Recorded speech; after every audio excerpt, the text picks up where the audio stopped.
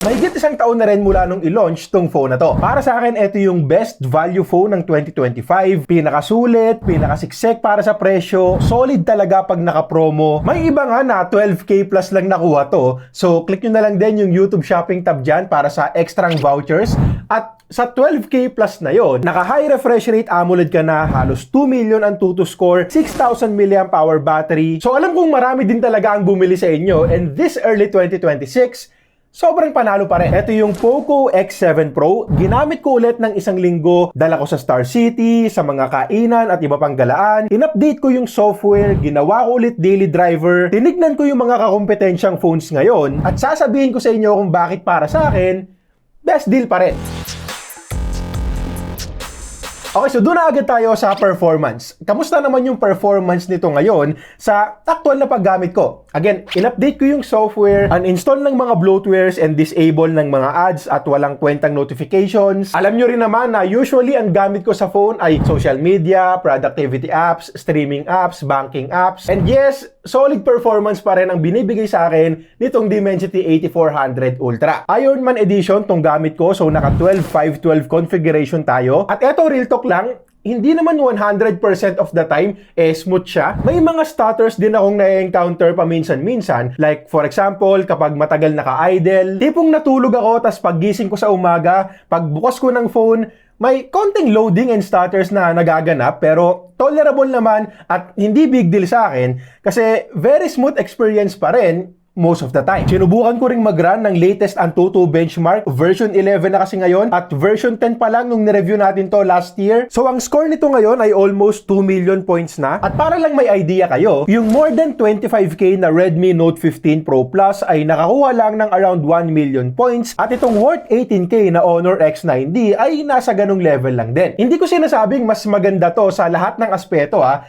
Siyempre may mga panalong features din itong Honor X9D and Redmi Note 15 Pro Plus like tibay. So, ang sinasabi ko lang, kung usapang performance tayo, hindi lang to basta lamang sa mga kapresyo niya. Kaya niya ring lamangan yung mga mas mahal pa. Sa gaming, syempre, sinubukan ulit natin. Less demanding games, of course, walang problema dyan. Kung Mobile Legends, CODM, HOK lang naman yung laruan mo, sigurado akong matutuwa ka sa performance nito. Mga graphic-intensive games like Genshin and Wuthering Waves, well, hindi kaya yung 60 FPS average plus sagad talaga yung graphics. Pero guys, less than 15k phone lang itong pinag-uusapan natin kapag naka-promo. So, yes, malakas, pero huwag namang mag-expect ng mala Red Magic 11 Pro na gaming phone experience. At ano ba naman yung babaan mo ng konti yung graphics para makakuha ka ng mas stable na frame rates at mas mababang temperature, di ba? Again, dala-dala ko rin to sa galaan at pag nasa labas ako at maaraw, maayos ko pa rin nakikita yung display. Siyempre, wag lang yung super tutuka talaga sa araw. Kahit naman ikaw mangangayaw doon. So, konting silong para mas visible at wala akong reklamo sa brightness, especially considering the price. In terms of responsiveness, okay na okay din at pag nag-i-scroll naman ako sa Facebook para ma-update sa mga mababait nating politiko, pansin ko rin talaga na smooth yung display dito. Yung pagsampa lang ng kaso, hindi masyadong smooth. Inuna pa yung pusa.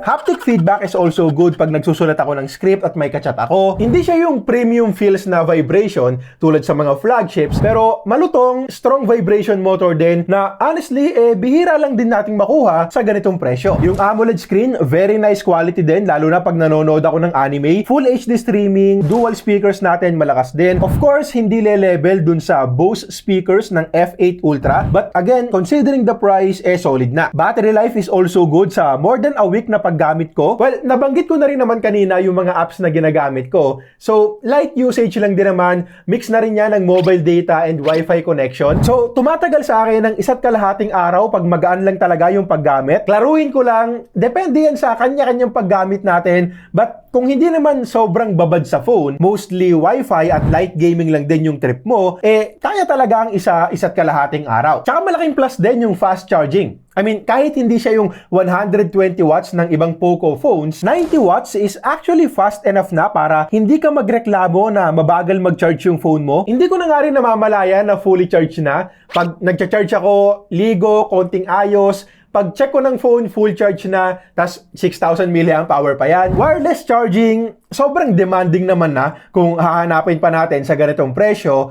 And yung bypass charging naman, Depende sa gagamit. Kung gamer ka, yes, maganda syempre kung meron. Kung tulad ko naman na hindi naman magdamagan kung maglaro at napapalaro na lang kapag may nagayang tropa, hindi na to issue. Now, sa camera, eto mabilisang real talk na lang din. Same story naman sa maraming performance-centric phones. Nakakakuha ako ng good, decent photos gamit ang main camera, lalo na pag meron tayong good lighting, pero medyo simple lang talaga yung ultra-wide at yung selfie cam naman, hindi rin kagandahan. Kung 12K to 13K plus nga lang natin makukuha, yan pwede nating sabihin na pwede na.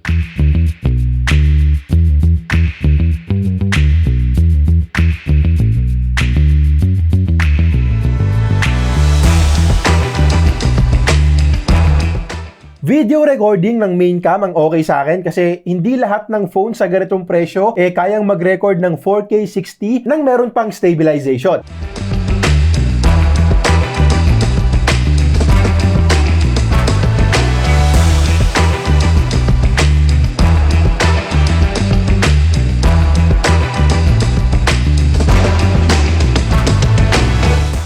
Okay, so ito naman yung video quality gamit ang front-facing camera nitong Poco X7 Pro. Hanggang 1080p, 30fps lang tayo dito at isa nga yan sa mga kahinaan ng phone na to.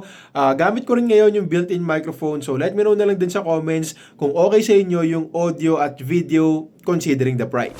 Other features pa na pwede kong i-share sa paggamit ko. Mabilis yung fingerprint sensor kapag nag-a-unlock ako. Signal, wala din akong naging problema. May mga na-receive na rin akong calls dito at wala naman nung, ay, choppy ka o di kaya hindi magkarinig ang experience. 5G signal is also good sa mga napuntahan kong lugar na may 5G. Wala nga lang eSIM support, so take note na lang din kung kailangan mo yan.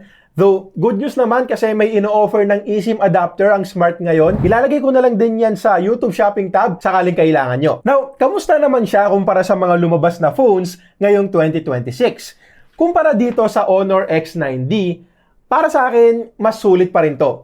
Yung tibay lang talaga ang magdadala dito sa Honor. So, depende kung yan yung kailangan nyo. Tsaka yung raffle sa Tesla, kaso tapos na. Sa Redmi Note 15 series naman, actually in terms of overall value, masasabi ko na papalag din kahit pa sa 15 Pro Plus nila since almost same lang din naman yon sa Poco M8 Pro. Sure, mas lamang to sa battery, sa charging, sa camera, display, depende kung gusto mo ng curved or flat. Tibay kasi mas mataas ang IP rating and may drop resistance certification din ang M8 Pro and Redmi Note 15 Pro Plus. Pero sa performance, eto pa rin yung malakas. At para sa akin, hindi rin naman super ganda talaga ng camera setup ng Redmi para magdagdag ka ng ganong kalaking halaga. Sa SRP nga nito, dalawang Poco X7 Pro na yung pwede mong mabili pag naka-promo. Isa sa'yo, isa sa jowa mo, o di kaya sa nililigawan mo. Para sagutin ka, nanunuho lang. So para lang klaro, yes, maraming aspeto kung saan mas lalamang ang Note 15 Pro Plus dito na understandable naman since malayo nga rin yung presyo.